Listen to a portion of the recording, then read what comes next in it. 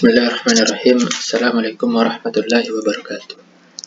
Alhamdulillahirabbil alamin. Wassalatu wassalamu ala Rasulillah wa ala alihi wa sahbihi ajmain. Amma ba'd. Baiklah, saya atas nama Raffi Adisar dari kelas Pak Idimat C, Universitas Muhammadiyah Makassar. Baiklah, untuk video kali ini saya akan menjelaskan materi tentang teknis pengelolaan nilai.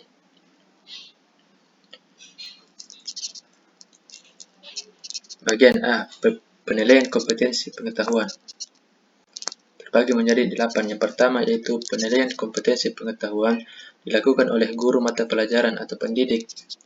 Yang kedua, penilaian pengetahuan terdiri atas pertama nilai harian, nilai ulangan tengah semester, nilai ulangan akhir semester. Nomor 3, nilai harian diperoleh dari hasil ulangan harian yang terdiri dari tes tulis, tes lisan, dan penugasan yang dilaksanakan pada setiap akhir pembelajaran satu kompetensi dasar atau KD. Yang keempat, nilai ulangan tengah semester diperoleh dari hasil tes tulis yang dilaksanakan pada tengah semester. Materi ulangan tengah semester mencakup seluruh kompetensi yang telah dibelajarkan sampai dengan saat pelaksanaan UTS. Yang kelima, nilai ulangan akhir semester diperoleh dari hasil tes tulis yang dilaksanakan di akhir semester. Materi UAS mencakup seluruh kompetensi pada semester tersebut. Keenam, penghitungan nilai pengetahuan diperoleh dari rata-rata nilai proses ulangan tengah semester, akhir semester, atau ulangan kenaikan kelas yang bobotnya ditentukan oleh satuan pendidikan. Ketujuh, penilaian kompetensi pengetahuan dapat menggunakan rentan nilai seperti pada contoh untuk membantu guru dalam menentukan nilai. Rentan nilai kompetensi pengetahuan seperti contoh di bawah ini.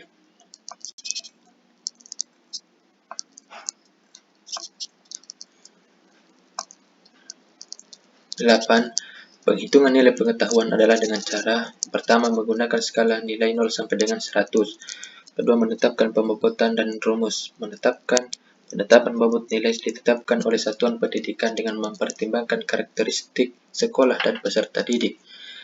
Keempat, nilai harian disarankan untuk diberi bobot lebih besar daripada UTS dan UAS karena lebih mencerminkan perkembangan pencapaian kompetensi peserta didik.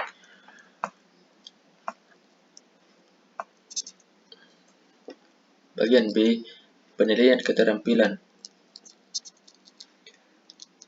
Dibagi menjadi 5. Yang pertama, penilaian keterampilan dilakukan oleh guru mata pelajaran atau pendidik. Yang kedua, penilaian keterampilan diperoleh melalui penilaian kinerja peserta didik.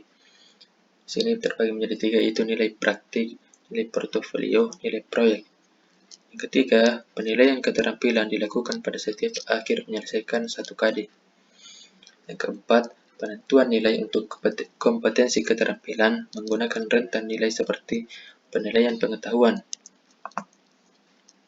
Yang kelima, penghitungan nilai kompetensi keterampilan adalah dengan cara sebagai berikut, yaitu menetapkan pembobotan dan rumus penghitungan. Bagian B, menggunakan skala nilai 0 sampai dengan 100. C, pembobotan ditetapkan oleh satuan pendidikan dengan mempertimbangkan karakteristik sekolah dan peserta didik. Dan D, nilai praktik disarankan diberi bobot lebih besar daripada nilai portofolio dan proyek karena lebih mencerminkan proses perkembangan pencapaian kompetensi peserta didik.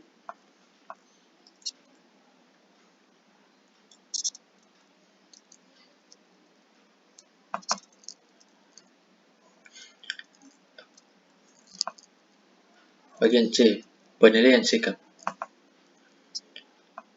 Bagi menjadi 5. Yang pertama, penilaian sikap atau spiritual dan sosial dilakukan oleh guru mata pelajaran atau pendidik. Nah, yang kedua, penilaian sikap diperoleh menggunakan instrumen. Pertama, penilaian observasi. Kedua, penilaian diri sendiri. 3, penilaian antar peserta didik. Keempat, nilai catatan guru. Dan ketiga, nilai observasi diperoleh dari hasil pengamatan terhadap proses sikap tertentu pada sepanjang proses pembelajaran satu kompetensi dasar atau KD. Yang keempat yaitu untuk penilaian sikap spiritual dan sosial. menggunakan nilai kualitatif seperti pada contoh sebagai berikut. Rentan nilai kompetensi sikap, nilai predikat nilai sikap. Seperti contoh di layar, yang pertama yaitu 0,00 lebih besar dan nilai 1,00 diberi nilai D. Seperti itu. Dan seterusnya.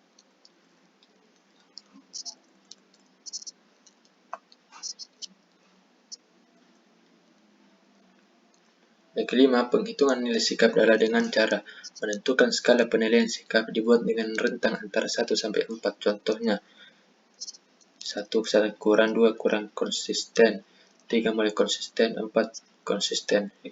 Bagian B, menetapkan pembobotan dan rumus penghitungan. Pembobotan ditetapkan oleh satuan pendidikan dengan mempertimbangkan karakteristik sekolah dan peserta nilai. Yang D, nilai proses atau nilai observasi disarankan diberi bobot lebih besar daripada penilaian diri, nilai teman sejawat, dan nilai jurnal karena lebih mencerminkan proses perkembangan perilaku peserta didik yang otentik.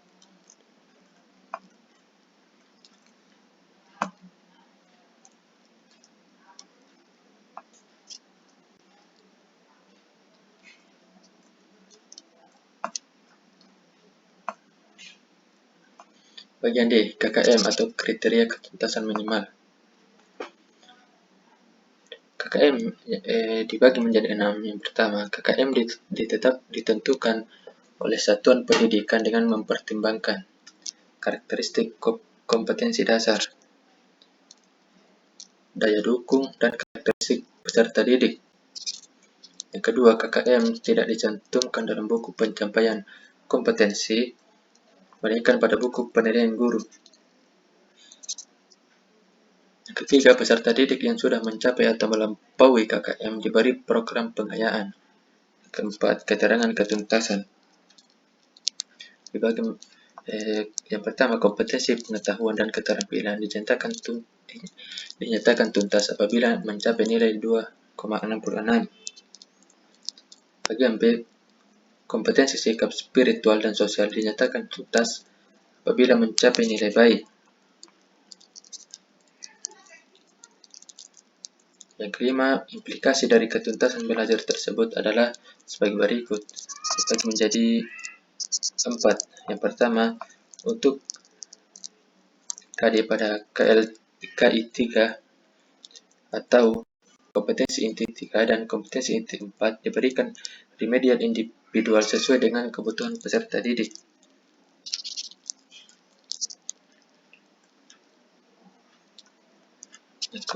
Bagian B, untuk KD pada kompetensi inti 3 dan kompetensi inti 4 diberikan kesempatan untuk melanjutkan pembelajaran ke KD berikutnya kepada peserta didik yang memperoleh nilai 2,66 atau lebih dari 22,66.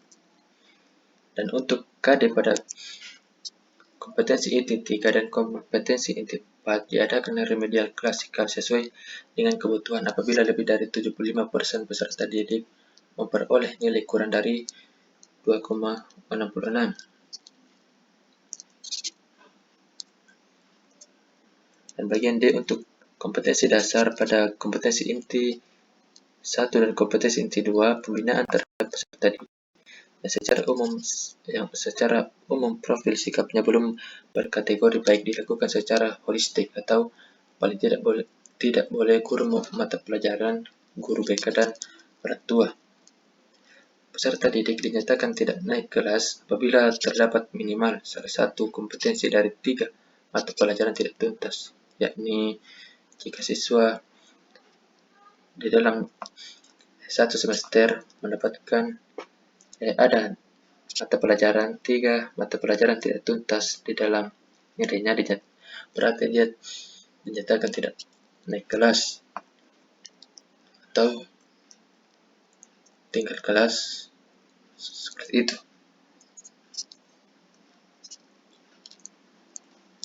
Oke, sekian dari penjelasan materi dari saya tentang materi teknis pengelolaan nilai. Kurang lebihnya mohon dimaafkan. Billahi taufiq wal hidayah. Wassalamualaikum warahmatullahi wabarakatuh.